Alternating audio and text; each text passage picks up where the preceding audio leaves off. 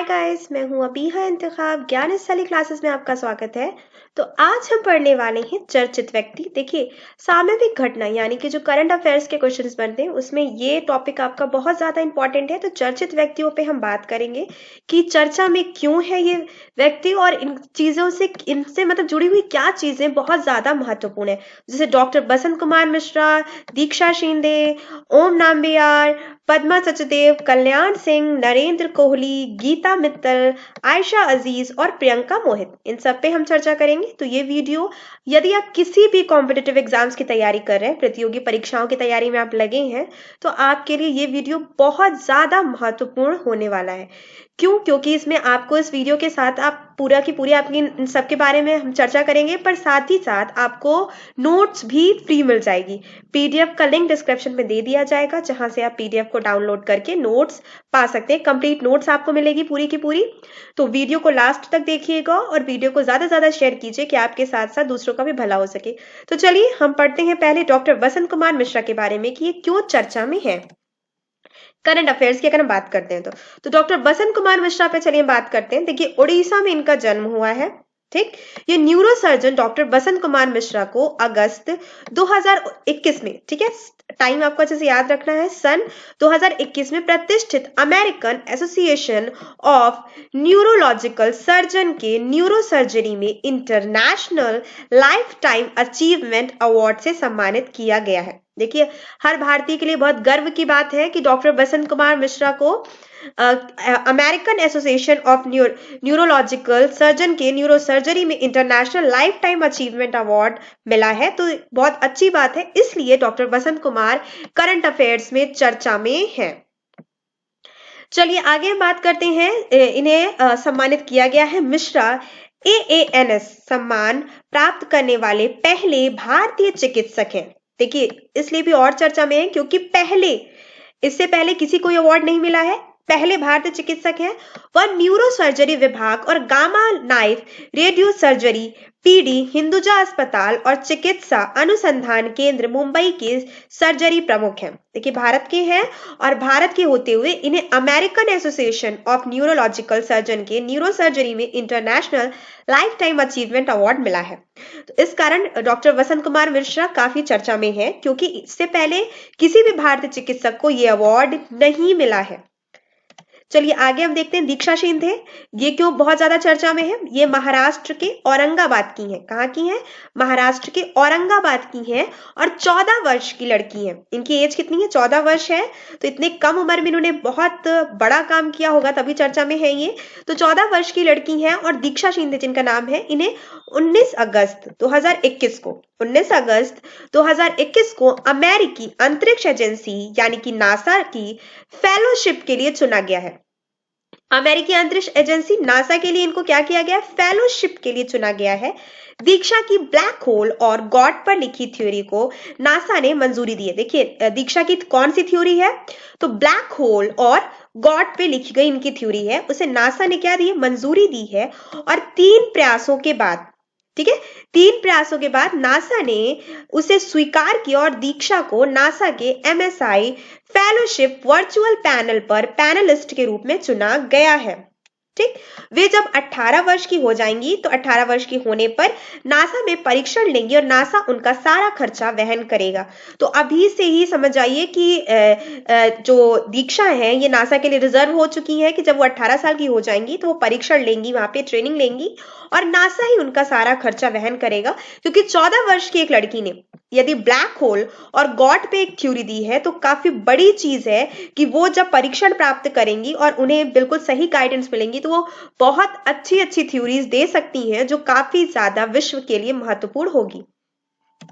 चलिए आगे हम बात करते हैं ओम नाम्बियार। देखिए, देश का पहला द्रोणाचार्य अवार्ड जीतने वाले और उड़न परी, यानी कि उड़न परी किसे कहते हैं? पीटी उषा को कहते हैं। उड़न परी पीटी उषा के कोच ओम नाम्बियार का 20 अगस्त 2021 को निधन हो गया है। ठीक है, वह 79 वर्ष के थे और 1985 में जब पहली बार द्रोणाचार्य अवार्ड शुरू किया गया था तब नाम्बियार को 2 अन्य कोचों को इस अवार्ड से सम्मानित किया गया है। तो नाम्बियार क्यों चर्चा में है? क्योंकि इनके हाल में ही मृत्यु हुई है, 20 अगस्त 2021 को इनकी मृत्यु हुई है और पहला द्रोणाचार्य अवार्ड ये ओम नाम्बियार को दिया गया। और ओम नाम्बियार कौन है? पीटी उषा के कोच है। ठीक है, पीटी उषा क्या है? ये कोच है और ये 89 वर्ष के थे और 1985 में इन्हें पहली बार द्रोणाचार्य अवार्ड मिला है, जहां से शुरुआत ही मानी जा सकती है कि द्रोणाचार्य अवार्ड किस वर्ष शुरू हुआ? तो 1985 में शुरू हुआ और पहला अवार्ड जीतने वाले ये व्यक्ति हैं ओम नाम्बियार। इनके साथ 2 और व्यक्तियों को मिला है, उन पे हम चर्चा नहीं करेंगे, हमें ओम नाम्बियार पे पढ़ना है। तो ओम नाम्बियार उड़न परी यानी कि पीटी उषा के कोच भी हैं और पहला द्रोणाचार्य अवार्ड ओम नाम्बियार को ही प्राप्त हुआ है। आगे हम बात करते हैं पद्मा सचदेव। तो डोगरी भाषा की पहली आधुनिक कवित्री और पद्मश्री पुरस्कार से सम्मानित पद्मा सचदेव का जन्म पद्मा सचदेव को 4 अगस्त 2021 का निधन हो गया। देखिए इनका निधन कब हुआ है? 4 अगस्त 2021 को पद्मा सचदेव का निधन हो गया है। और ये कितने वर्ष की थी? 81 वर्ष की थी।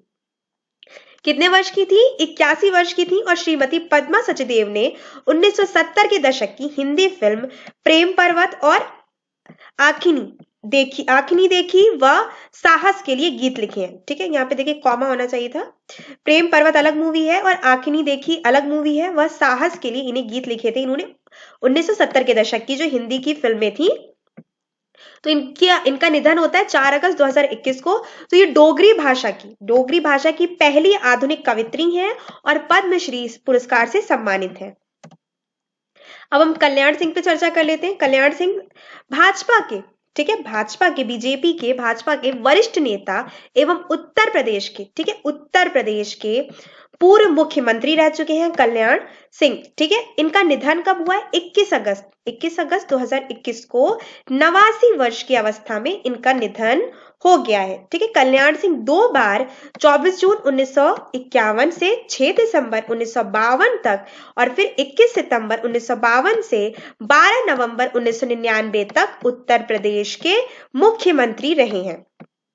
ठीक है, देखिए इनका कार्यकाल और भी ज्यादा क्यों चर्चा में रहता है? क्योंकि बाबरी मस्जिद विध्वंस के बाद उन्होंने नैतिक आधार पर मुख्यमंत्री पद से त्यागपत्र दे दिया था। ठीक है, नैतिक आधार पर मुख्यमंत्री पद से त्यागपत्र दे दिया था और 4 सितंबर 2014 को इन्हें राजस्थान का राज्यपाल बनाया गया रहता है और जनवरी 2015 में इनको हिमाचल के राज्यपाल का अतिरिक्त कार्यभार सौंपा जाता है। ठीक है, तो देखिए कल्याण सिंह के बारे में इनके जो हमें चीजें समझ में आती है कि राजनीतिक पृष्ठभूमि है इनकी, उत्तर प्रदेश के मुख्यमंत्री भी रहे हैं, 2 बार मुख्यमंत्री रहे हैं और यहाँ पे हमें देखने को मिलता है राजस्थान के राज्यपाल भी रहते हैं और हिमाचल के भी राज्यपाल ही रहते हैं। इनकी मृत्यु कब होती है? इनकी मृत्यु 21 अगस्त 2021 को होती है। आगे हम बात करते हैं नरेंद्र कोहली। ठीक है, ये क्यों चर्चा में है? तो देखिए नरेंद्र कोहली के बारे में हम यहाँ पे समझते हैं कि नरेंद्र कोहली के वरिष्ठ साहित्यकार डॉक्टर हिंदी के वरिष्ठ साहित्यकार डॉक्टर नरेंद्र कोहली का 81 वर्ष की आयु में 17 अप्रैल 2021 को दिल्ली के एक अस्पताल में निधन हो जाता है। और ये उपन्यास, कहानी, नाटक, व्यंग, संस्मरण व निबंध जैसी सभी विधाओं में लगभग 100 पुस्तकों के रचयिता डॉक्टर कोहली एक युग परिवर्तक साहित्यकार के रूप में जाने जाते हैं। देखिए 100 किताबें लिखना कोई मामूली बात नहीं होती। 100 किताबें, और उपन्यास भी लिखा है इन्होंने, कहानी भी लिखी है, नाटक भी लिखा है, व्यंग भी लिखा है, संस्मरण भी लिखा है। ठीक है, और निबंध भी लिखे। इन सभी विधाओं के लेखक ही रहते हैं। देखिए सभी विधाओं में लगभग 100 पुस्तकें ये लिख चुके रहते हैं। 100 पुस्तकें लिखना मैंने पहले ही कहा कोई छोटी मोटी बात नहीं है। तो सभी विधाओं में इन्होंने 100 पुस्तकें लिखी, इस कारण इन्हें युग परिवर्तक भी कहा जाता है साहित्यकार के रूप में। एक युग प्रवर्तक, ठीक है, एक युग प्रवर्तक साहित्यकार के रूप में इन्हें जाना जाता है। चलिए नेक्स्ट पे हम बात करते हैं गीता मित्तल। तो गीता मित्तल पे क्या बात है कि बहुत ज्यादा चर्चा में है। तो जम्मू कश्मीर उच्च न्यायालय की पूर्व न्यायाधीश गीता मित्तल को 7 मई 2021 को, ठीक है, कब? 7 मई 2021 को वर्ष 2021 के अर्लाइन पैच ग्लोबल विजन पुरस्कार से सम्मानित किया गया है। कौन से पुरस्कार से? अर्लाइन पैच के ग्लोबल विजन पुरस्कार से सम्मानित किया गया है गीता मित्तल को। अब आगे बात करते हैं इंटरनेशनल एसोसिएशन ऑफ वुमेन जज द्वारा 2016 में, ठीक है, इंटरनेशनल ऑफ वुमेन जज द्वारा 2016 में स्थापित सामान्य मनोरंजन चैनलों के लिए गठित स्वतंत्र 100 नियामक संस्था, ब्रॉडकास्टिंग, कंटेंट, कंप्लेंट्स, काउंसलिंग यानी कि BCCC की पहली महिला अध्यक्ष भी रही है। तो BCCC की पहली महिला अध्यक्ष कौन रही है?